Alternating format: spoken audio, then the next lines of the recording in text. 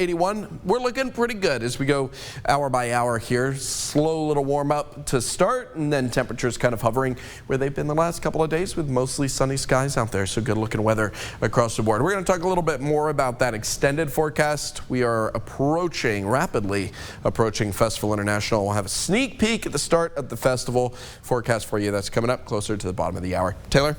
Good stuff, Daniel. Thanks so much. Traffic is looking all right out on the roads this morning. We're going to go ahead and take a live look for you along I-10 at University. There's that shot right there. While we're in Lafayette Parish, I do want to point out a couple of incidents that have happened in the last 15-20 minutes. A minor crash at Vero School Road near Mercy Kitchen this morning. That's near Rue Louis, that intersection there. We also have 300 Ambassador Caffrey Parkway where there's a crash reported within the last 10-15 minutes. That's between Willow Street and Amadei Drive. So if that's on your commute this morning, keep that in mind. And if you see something and can safely let us know, please go ahead and do so.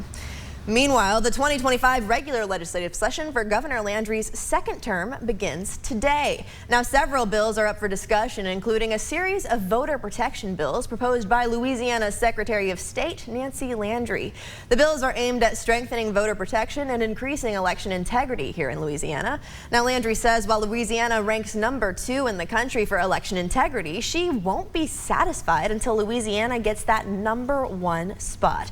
The package of bills includes a ban on foreign funding for candidates and a ban on election betting, as well as a bill calling for regular procedural election audits every 4 years. This package of bills will help to give voters confidence that when they vote, their vote is going to be counted, and our elections will be safe, secure, and accurate.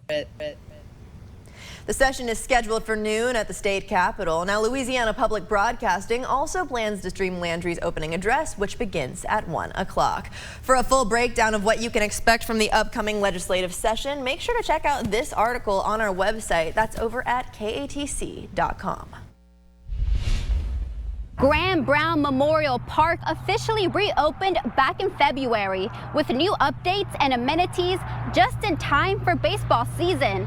But some neighbors are confused about who and when these brand new tournament fields can be used.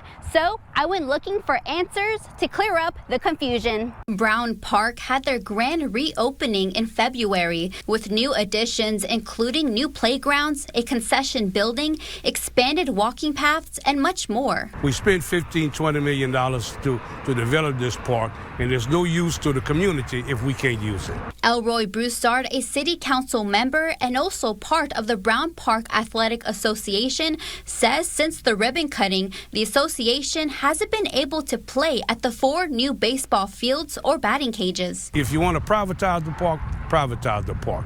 Don't tell the public you can use the park and we be locked out. So you can see that the gate is locked. No one from the community has ever had an opportunity to view the park. We'll never open that up. So if we're going to be community-oriented, we must be community-oriented. Neighbors and officials wondering why, if some of the park is opened, why not the tournament fields? Oh, we love it. We're here every day. Brown Park, we come here every day and we just wondering why, when the park is going to open. When we go see kids, being active in the community, playing baseball and stuff, because we got kids of our own, they're ready to play. They're ready to play. Get active too. The fields and the batting cages have to be reserved with a flat fee through the Parks, Arts, Recreation, and Culture Office.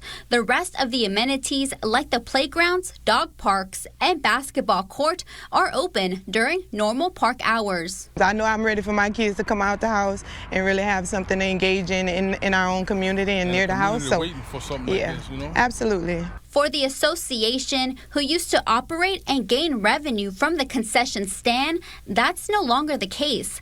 LCG awarded Bon Ton Grill the bid to operate the concessions. We don't have access to the concession. We don't have access to any money-making project with the park. So we're really at a disadvantage because we're starting from nothing. Broussard says the stand in the past helped to raise money for sports equipment and uniforms for those around the Northside community who couldn't afford registration fees. We've got roughly 150, 160 kids waiting for this opportunity to come play on this brand new park. They're all excited, but nothing is happening. LCG tells me there is a field that is available for you for use behind the tournament fields. No reservations required. To read this story and others, head to KATC.com. I'm Christina Mondragon, your Lafayette Parish reporter for KATC TV3. Christina, thank you. We're continuing to follow major moves out of Washington, including President Trump's new tariffs and big changes to federal aid programs. One of the most immediate effects felt right here in Louisiana. Federal support through USDA programs cut back, which is already causing delays in food deliveries to food banks, including Second Harvest Food Bank. This organization serves families across 23 parishes in the state. One USDA program that assisted food banks in purchasing fresh food from local farmers now shut down. Additionally, bonus deliveries that were expected this month may not actually arrive at all. However, USDA Secretary Brooke Rollins says the goal is to support farmers in the long run. We believe that these changes will, in short order, create unlimited and unprecedented prosperity for these farmers. But if not, the USDA is there in the short term to ensure, just as we did in term one, that our farmers are taken care of. Now, in response, Second Harvest Food Bank is stepping up, buying more food, expanding its reach, and urging lawmakers to protect food assistance.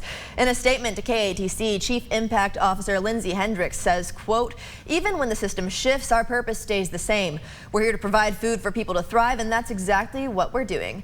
Now, you can help Second Harvest continue their mission by visiting nohunger.org, where you can donate, volunteer, or start a food drive. And ahead of the stock market opening this morning, more confusion over President Trump's tariffs. Just days after saying smartphones and laptops would be exempt, Trump now says they too will have tariffs soon. There are also concerns prices will go up with that. ABC's Perry Russum is in Washington with the very latest. This morning, another reversal in President Trump's tariffs. Days after saying smartphones, laptops, and other electronics would be exempt from his latest round of tariffs, Trump now saying those products will be targeted soon. That's going to be announced very soon, and we'll be discussing it. But we'll also talk to companies. You know, you have to show a certain flexibility. Nobody should be so rigid. You have to have a certain flexibility. The president now focusing on tariffs for semiconductors, small materials used to make everything from smartphones to cars. Trump says he'll announce their tariff rate over the next week.